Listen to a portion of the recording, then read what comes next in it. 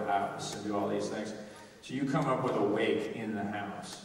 You come up with a way of seeing other scenes in the house. So you just become very thoughtful. And when money's at stake, people get very thoughtful.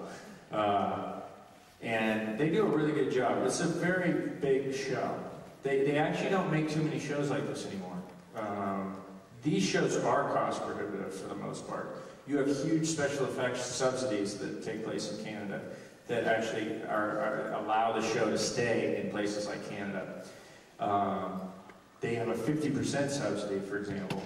So it's now dollar for dollar, US dollar for Canadian dollar. I think it's about the same here for New Zealand. So we've lost 30% of our budget because it was $1.30 when we started Atlantis 4 years ago. It's now $1 so we've lost 30% of that. So we're now, you know, it's tricky. You have to get more and more clever. So, anyways, it's a good question. Probably a dull answer, but a good question. Hey mate, I don't really watch the show, but what I know it's... But they don't involve sheep. Shepherds have quite a hard job here. They've got to protect from the Kiwis and yes, stuff. they do. And I just wanted to ask what your favourite McDonald's burger was. My favourite what? McDonald's. Man, I see where she's going. Oh, they're not, okay. So each role is great. And one of the things I missed is she asked about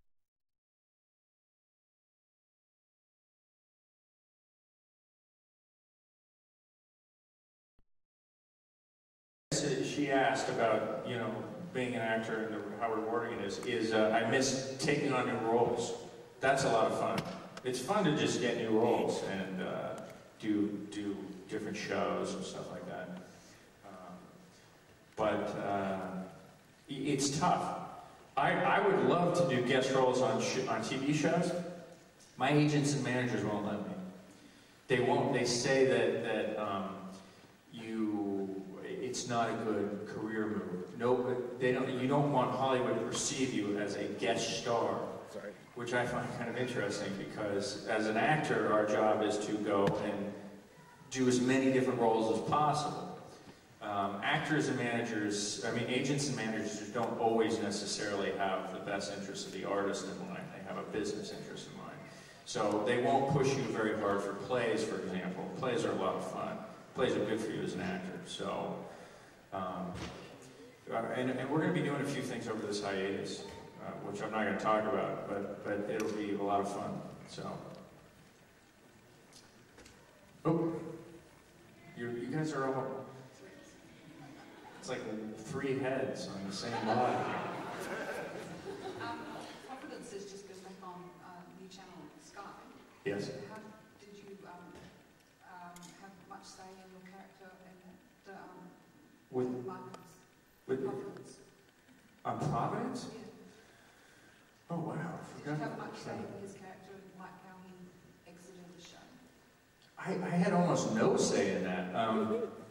I forgot about that show. I didn't even know they were airing it anymore. I'm watching this thing on here. I don't know. What is that? Like, it's the biggest electric guitar I've ever seen. Anyway, Providence, I had nothing to do with that. I was at NBC doing a project. I was under contract at NBC, and NBC liked to put me on different shows. And that was a show they wanted to put me on for a limited basis because I was busy developing another project, which was a pilot called Sherman's March. And so I was only committed to do a few episodes. I don't know how many I did. I did 4? Okay. I don't even remember the name of the character either, so. Oh, has it? Really? Yeah, interesting. You know, that show was, it was a pretty good show, and then it just fell off the map. I'm not really quite sure why. Melina, who was the star of that show, is now doing CSI New York, and she's a really cool girl. A lot of fun to work with. And I was like a bad guy. I was like a bad doctor guy. He wasn't a bad guy? No, sorry. I played him like a bad guy. Maybe I didn't do a good enough job. I think he started as a bad guy.